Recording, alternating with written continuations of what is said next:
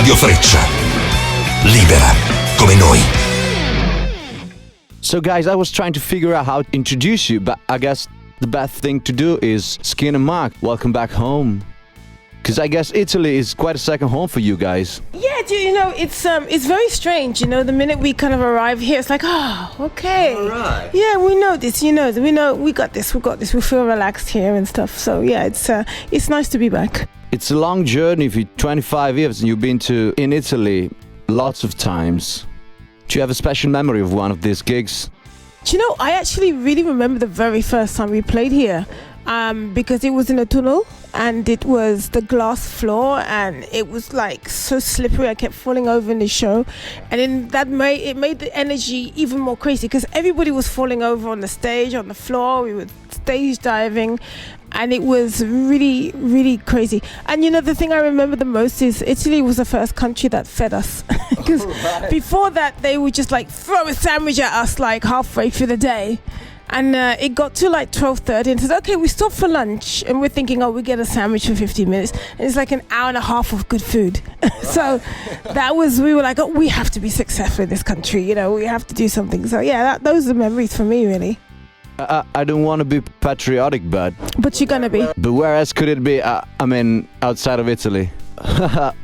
All right, so this is 25 Live at 25. It's been 25 amazing year. Look at you on the cover. You look great. You look amazing. Is this a permanent outfit you're gonna keep on also on this tour? Also for this one? Actually, it's like you answer that question. Just to get into them leggings, But the funny thing for this tour is I actually brought back some of the most classic outfits of Skunk Anansie. All right. So we brought this one back because that was, I think, 10 years ago, was it? The feathers, yeah, that was, it was 2011. 2011. 7 years ago. Yeah, so we actually had to remake it and we brought it back. So in the encore, I'm bringing back some of the vintage Skunk Anansie looks, Yeah, that was probably one of the best ones. A great photo, so we just thought we'd steal that and put it on the front cover. You, Mark, you have seen the evolution of the band from the back, from the drums. So, yeah. Have you seen anything coming? The way you interact with people as a band. My vision of it is that it's just got better. We've just improved as a band. We've improved internally in the band. As we get older, we get closer, I think. And there's something really special about that, because it's the opposite to what happens to most bands. The older they get, the further apart they get, and that doesn't seem to be happening to us. So it's really amazing. Playing wise, we just get tighter and tighter. The more we play, the better we get. It's practice, isn't it? That's what happens when you practice. But I think it's kind of like we get tighter, so we become more loose. It's the Rolling Stones, the Keith Richards. Oh, yeah, we relax. Yeah, so you're on it, but then we're kind of more loose and not so desperate to have everything so perfect now. So. Well, he's a kind of a frontman you have to be inspired by. How couldn't you, isn't it? Sorry? Jagger. Oh, Mick Jagger, of course, yeah. I guess it's the reference over there. Well, when we got into a band the first time round, we always saw the Rolling Stones are still doing it at 50. So we all saw that being in a band was like a long lifetime career. I think now the pop culture and culture of music is so throwaway. Apart from in Italy, actually. Italy is probably the one country where this is not changed. But a lot of countries, bands, they have 3 albums and then they're old and the radio stops playing them and they're done, And we always saw it like, we are just going to be in a rock band forever. And that was our lifetime career and we would never have to do anything else. Is it true that you have a fascination for the way Italians say Skunk Anansie? Skunk Anansie, Skunk Anansie, mi piace molto Skunk Anansie, la mia band preferita. It's because you do the Z instead of the S. Skunk Anansie, Skunk Anansie, Skunk Anansie, exactly. So What to Do for Love is your brand new single, and it's very heartfelt. I mean, because there's rage in it, right? Yeah, I mean, the chorus is quite soaring. I mean, it really just came. We wrote the song about a year and a half ago, and we kept coming back to it because we thought we wrote. If I'm really honest, the first version we wrote was like 80s rock. It sounds like a 80s rock song, but the chorus was so good. I was like, no, we have to keep. Let's go back. And so we went to Devon this year, and we did a songwriting 2 weeks in Devon, and we kept coming back to this song.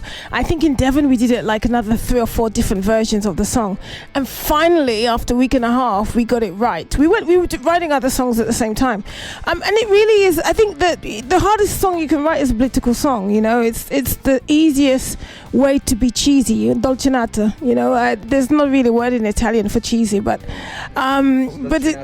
yeah, it's the closest.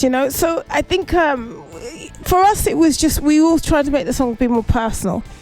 And what you do for love is just about all of the things people say they do in the name of love. People's religion, political parties, this, that, partying, I'm going to do this in the name of love. And it was just that feeling really of, I don't understand what you're saying. You're saying you're doing this in the name of love, but you're doing really bad things. And that's really the basis of it. I think you can apply that mentality to lots of different areas within your life, whether it's political or not. I mean, I know in Italy, we're in a very difficult moment in Italy right now. So it's the same kind of feeling of like, stop blaming God and stop blaming love and stop blaming all those things and pretending you're doing this for good reasons, because you're not. I love the fact that you just said we are in a bad situation in Italy.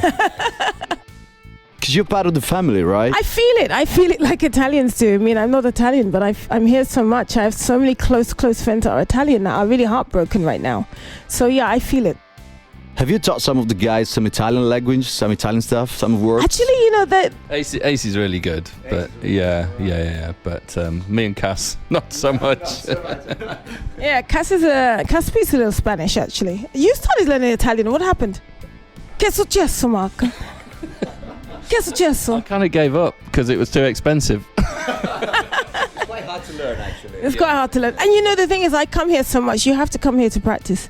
Like when I came here yesterday and I went to speak Italian, I forgot. I was like, ugh. Il mio italiano è veramente rustica. Wow. And then after a couple of hours, in italiano è meglio. Dopo forse 4 ore è meglio, molto meglio. So after a few days it's better. All right. So we brought you guys some photographs since it's the 25th anniversary of the band. Oh no! We have just a couple of photographs to show you. And let's see what stories, if you want to share. Okay. We just come up with one. All right. Let's show the camera over there. Do you remember where this is? Viva Avant-Garde. Look how muscly my arms are. All right. What happened?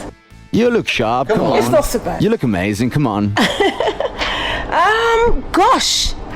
Was that? I have no idea because I wore that T-shirt. I wore that at Glastonbury. Yeah. I was going to say, I thought you were saying in Italy. You tricked me.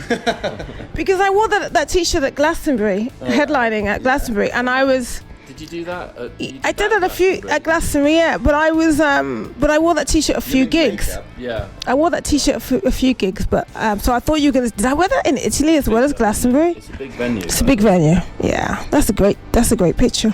There has been some fuss going on about Glastonbury these days, right? Because you guys did it first. Yeah, it's when Beyonce did that whole thing of she was the first black woman to headline Glastonbury, I was a bit like, what am I, Scott Smith? What am I? What's the same in Italian when you say I don't exist? Non-existent. But I was, and so I didn't say anything because it's Beyonce. There's no point, And then, Stormzy said it, and I love Stormzy. I mean, he's like a great artist, and then he said it, I guess because somebody told him this, and so you repeat it because somebody told you this, and you get excited, you think you're the first. So I was just like, sorry Stormzy, but we were there before you. That's old. Is that the first time we played Italy? This is not the first time we played Italy, but maybe the first time at all. I think that's the very first Skunk Anansie gig with the original drummer before Robbie. No, there's nobody before Robbie. So is that Robbie? That's Splash Club with Splash Robbie Club. then. That's Splash Club with Robbie. Yeah. Yeah. Because I know by the drum kit, you see. Yeah. Do you notice how I failed and every single Come on. I failed and Ace has got his bondage t-shirt from the sex shop from the old Vivian Westwood. Yeah. He's got his old bondage t-shirt. That's where Ace gets its outfit. Just that one. Yeah. All right. Look at me, I've even got earrings. Wow, look at that. Yeah. That's quite a life ago. Fucking another life ago. Sorry, did I swear? Sorry. Let's go with. Oh, I love this one. Come on, this is my favorite one. Me kissing David Bowie. Yeah, that was like a party that he invited me to in London. It was like an after show thing. All right. And I remember because I don't know where that jacket's gone, but it was a beautiful blue leather jacket. And that's Beverly Knight in between. So I have a picture with me, Beverly Knight, and Bowie, three of us. All right. And he saw me, he leaned over and gave me a big old kiss. Well, you just say like it's normal. Yeah, me kissing David Bowie. Come on. There must be a story behind that. Then we had sex. All right. No, we didn't. No, we didn't. I'm lying. Was it good? Just for the record, I'm lying, Iman. Was he a good kisser? It's just a little peck on the cheek, mate. It's a peck on the cheek. Peck on the chin. It's a little peck on the chin, actually. I'm kind of breathing in his nostril. So no, he's not a good kisser by that picture. Neither am I. I'm a huge fan of him. I've never had the chance to meet him or just seen him performing live. What do you think of the memory he? I mean, it was really wonderful because he was a great fan of Skunk Anansie, so he requested us a lot of festivals. So there was one summer where we supported him, we played with him every time he came on stage. It was Skunk Anansie, then David Bowie, Skunk Anansie, then David Bowie. So that was nice because we got to hang out a bit. We took private jets with him around the place. We, bus rides and hung out with Aman, and he was he's a very quiet guy, very confident and quiet and really serene. He left this amazing sort of trail of iconic art through the sort of woodland of the British, artistic kind of community, and it's something that we've always got, that everybody's got actually, to go back to all the time and sort of just look at and listen to. And he's such an amazing artist when you think of where he came from, where he started, and what he was when he started, and where he was when he finished. And you listen to that Black Star album, it's just mind-blowing. He never stopped experimenting, right? Never stopped experimenting, was always brave. And I think that's, as Skunk Anansie, it's what we always try to do in our songwriting, is be really brave as well. So he's a massive influence on our writing. We go quickly to the last one. We had to. How was being a judge for the Italian X Factor? That's a nice picture. It was really hard work because did you see that? It was really hard work because I had to learn Italian at the same time and be funny and charming in Italian at the same time, which was almost impossible. But it was fun, it was really fun. I'm still in contact with the girls that I kind of mentored a bit, and it's Mika. That is Mika. He's just he never smiles so much. He's really smiling for some reason. He hardly ever smiles. Wait, no, he doesn't. No, he does smile. He doesn't grin. He doesn't laugh. But so yeah, it was a fun thing to do. I'm glad I did it. It was really fun, and yeah, it was a nice experience. All right, guys, thank you so much. Thank you. I really wish you all the best. Thanks a lot. Cheers. Thanks a lot. Radio Freccia. Libera come noi.